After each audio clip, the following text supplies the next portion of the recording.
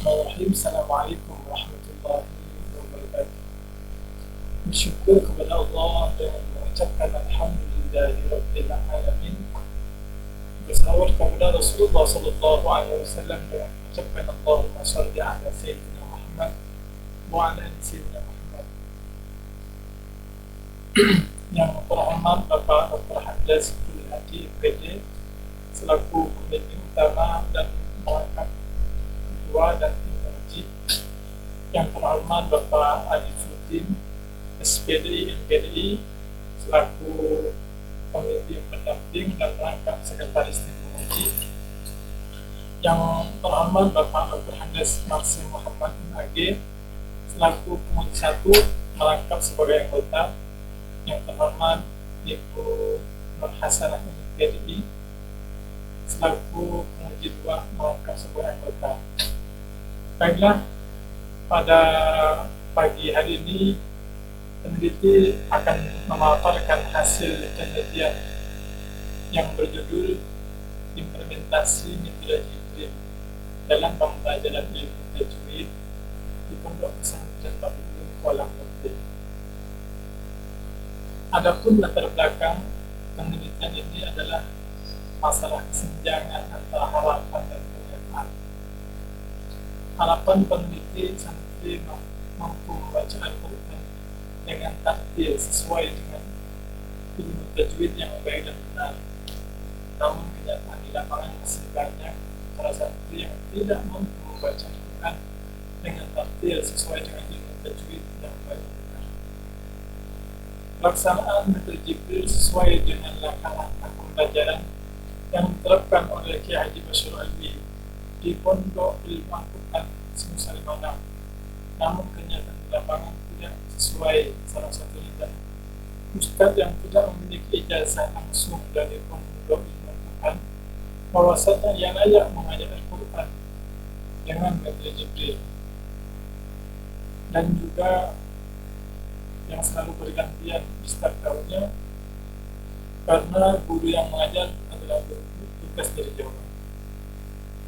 Adapun fokus penelitian ini yaitu poin yang pertama adalah bagaimana perencanaan pelaksanaan metode Jibril dalam pembelajaran ilmu tajwid di Pondok Pesantren Tabligh. Poin yang kedua adalah bagaimana tahap pelaksanaan metode Jibril dalam pembelajaran ilmu tajwid di Pondok Pesantren Tabligh. Poin yang ketiga adalah apa saja faktor pendukung dan penghambat penerapan metode Jibril dalam pembelajaran metode Jibril di Pondok Pesantren Tabligh. Adapun tujuan penelitian ini adalah untuk mengetahui bagaimana perencanaan penerapan metode Jibril dalam pembelajaran ilmu tajwid di Pondok Pesantren Tabligh. Yang kedua, untuk mengetahui bagaimana tahap-tahap pelaksanaan metode Jibril dalam pembelajaran ilmu tajwid di Pondok Pesantren Tabligh. Yang ketiga adalah untuk mengetahui apa saja faktor pendukung dan penghambat penerapan metode Jibril dalam pembelajaran ilmu tajwid di Pondok Pesantren Tabligh. Namun manfaat penelitian ini, poin yang pertama adalah sebagai khazanah ilmu pengetahuan Islam yang dapat dijadikan sebagai bahan bacaan, rujukan atau perbandingan keilmuan, terutama bagi umat Islam yang ingin mengetahui tentang bagaimana pentingnya ilmu tajwid dalam membaca Al-Quran. Yang kedua, selaku mahasiswa tarbiyah dapat memberikan kontribusi dalam mempersiapkan diri sebagai calon pengelola tenaga pendidikan untuk dapat diaplikasikan dalam kehidupan sosial kemasyarakatan dan sebagai sarana melatih diri secara profesional untuk mengadakan penelitian. Yang ketiga, bagi pendidik diharapkan dapat menjadi masukan bagi semua pihak yang berkompeten dalam bidang pendidikan, khususnya pendidik di Pondok Pesantren Tabligh terkait metode Jibril dalam pembelajaran ilmu tajwid untuk meningkatkan kemampuan membaca Al-Quran santri. Adapun kerangka teoritis atau yang disebut dengan konsep metode Jibril. Poin yang pertama adalah pengertian metode Jibril atau landasan metode Jibril. Pada dasarnya, metode Jibril yang digunakan sebagai nama dari metode pembelajaran Al-Quran dilatar belakangi perintah Allah Subhanahu wa Ta'ala kepada Nabi Muhammad SAW untuk mengikuti bacaan Al-Quran yang telah dibacakan oleh malaikat Jibril sebagai penyampai wahyu. Allah Subhanahu wa Ta'ala berfirman dalam surah Qiyamah ayat 75, "Aidza qara'nahu fattabi' Qur'ana." Apabila kamu telah selesai membacakannya, maka ikutilah bacaan itu. Berdasarkan ayat ini, maka intisari teknik dari metode Jibril adalah talaki atau taklid menirukan, yaitu peserta didik menirukan bacaan gurunya.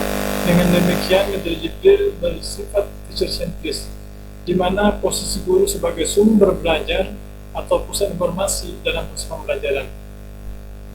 Menurut Ki Haji Bashar Alwi bahwa teknik dasar metode Jibril bermula dengan membaca satu ayat atau waqaf, lalu ditirukan oleh seluruh orang yang mengaji.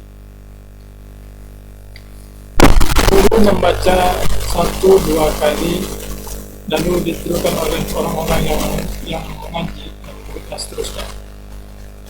Peraturan beliau mempertegas bahwa metode Jibril bersifat talqin atau takbir, yaitu santri menirukan bacaan gurunya.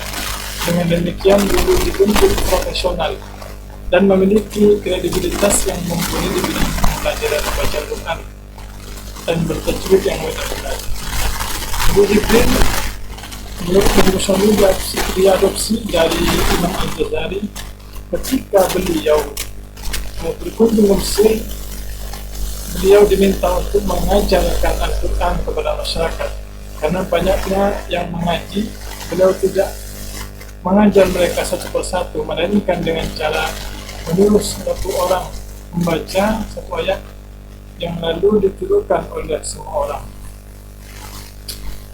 Cara tersebut menurut Ki Haji Bashar Alwi dikombinasikan dengan cara mengajar Imam Abdul Rahman As-Sulami, seorang ahli qiraah pada era awal kebangkitan Islam, bahwa As-Sulami mengajar di Masjid Al-Umawi Damaskus dengan membagi para santri dengan kelompok-kelompok. As-Sulami mengajar 10 orang, lalu masing-masing dari mereka mengajar 10 orang di bawahnya, dan begitu seterusnya hingga seluruhnya berjumlah 1000 orang. Kombinasi metode Al-Ghazali dan metode As-Sulami diterapkan dalam teknik metode Jibril yang disebut tashih. Teknik ini bermanfaat dalam pengajaran guru yang profesional.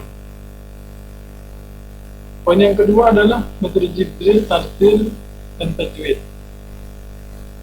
Metode Jibril berkaitan erat dengan istilah tartil dan tajwid, karena tujuan utama metode Jibril adalah santri mampu membaca Al-Quran dengan tartil sesuai dengan ilmu tajwid yang baik dan benar. Menurut Munawwir, kata tartil berasal dari kata ratal yang berarti hal baiknya susunan, teratur dan rapi. Jadi ratal Quran berarti membaca dengan tartil, membaca pelan-pelan dan memperhatikan tajwidnya. Kata tartil di dalam Al-Quran ditemukan di dalam surah Muzammil ayat 4. Allah berfirman, "Warattilil Qur'ana tartila," dan bacalah olehmu Al-Quran itu dengan tartil.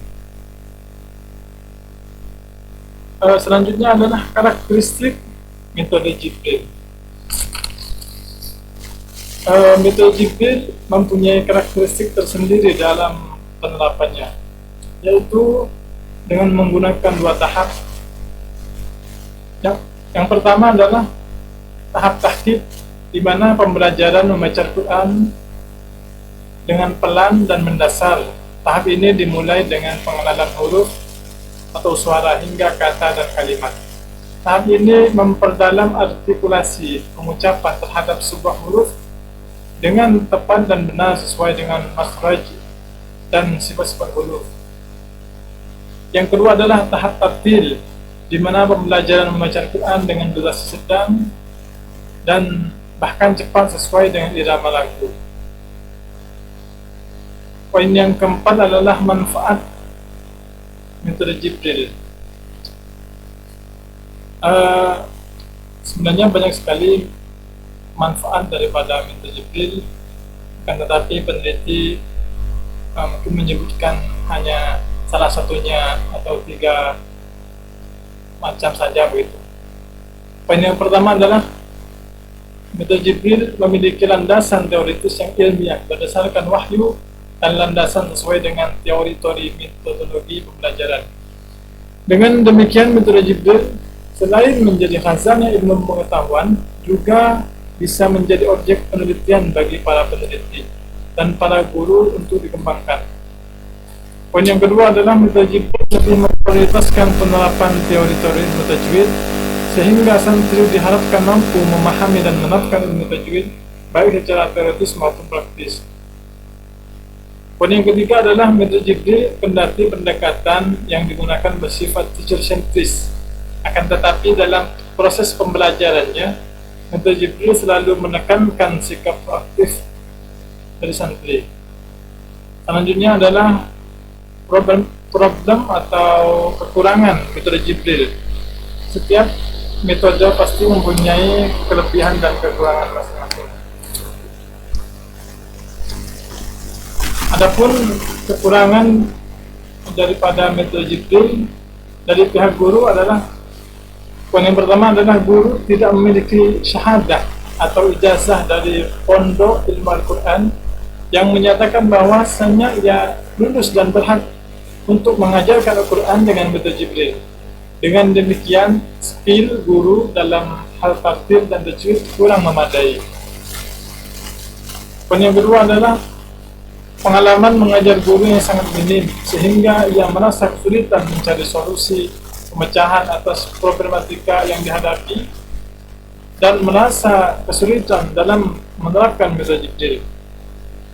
Poin yang ketiga adalah jumlah guru yang sangat terbatas bagi santri yang banyak. Dari pihak santri tidak diuji sebelum mengikuti proses pembelajaran. Yang kedua adalah jumlah santri dalam satu kelas terlalu banyak. Selanjutnya adalah santri tidak memiliki kemauan kuat untuk belajar karena kurangnya dukungan dan perhatian orang tua. Selanjutnya adalah lingkungan dan latar belakang santri yang kurang mendukung kemajuan prestasi belajar. Adapun dari kekurangan dari lembaga tidak memiliki visi dan misi yang jelas. Itu konsep metode Jibril atau kerangka teoritis. Selanjutnya masuk ke metode penelitian, jenis dan pendekatan penelitian. Jenis penelitian, metodenya menggunakan metode deskriptif,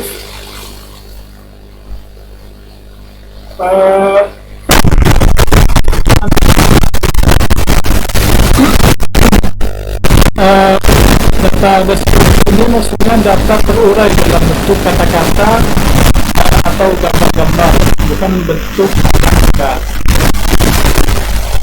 Bentuknya observasi, wawancara, dan dokumentasi. Pendekatannya pendekatan kualitatif, karena penelitian ini mengamati orang yang di sekeliling atau berinteraksi langsung dengan masyarakat serta bertemu langsung dengan orang yang menjadi subjek penelitian. Selanjutnya adalah teknik dan analisis data.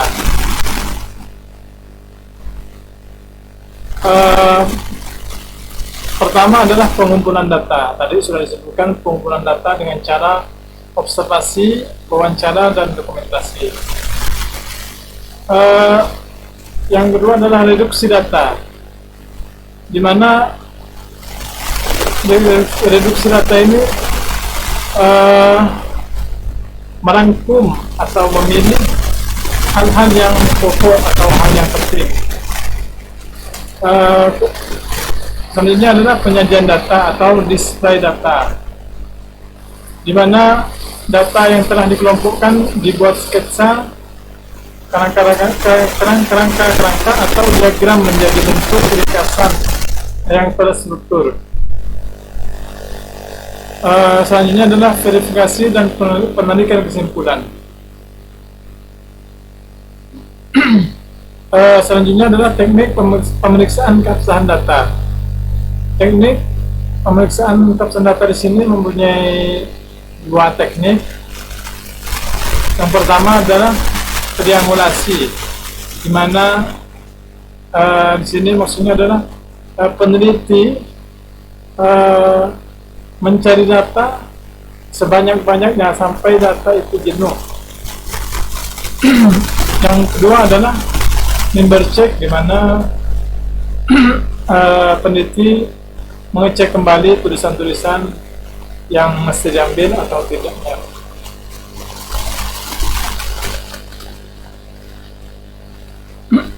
Masuk pada kesimpulan, perencanaan pelaksanaan pembelajaran metode Jibril adalah proses penyusunan sesuatu yang akan dilaksanakan untuk mencapai tujuan yang telah ditentukan. Yang kedua adalah tahap awal adalah santri dipusatkan pada ayat-ayat yang ingin diajarkan pada santri dan beberapa hukum bacaan yang ingin diterapkan oleh ustaz. Tahap inti di mana ustaz membaca ayat per ayat, santri menyimak bacaan ustaz terlebih dahulu secara seksama. Setelah ustaz selesai membaca, maka seluruh santri yang mengikuti pembelajaran Al-Quran tersebut mengulang kembali bacaan yang sudah dibacakan oleh ustaz. Selanjutnya adalah tahap akhir, di mana ustaz bersama-sama dengan santri membuat rangkuman atau melakukan penilaian terhadap kegiatan yang sudah dilaksanakan secara konsisten dan terprogram, memberikan umpan balik terhadap proses dan hasil pembelajaran.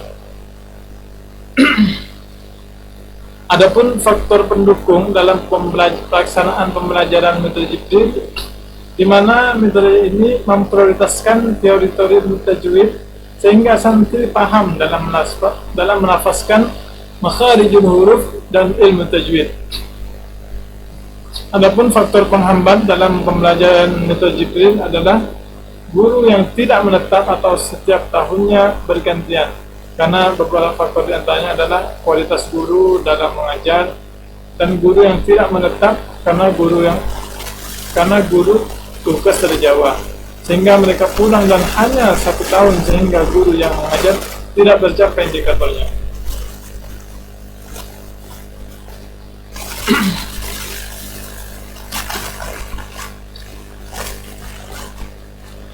Selanjutnya adalah saran dari peneliti.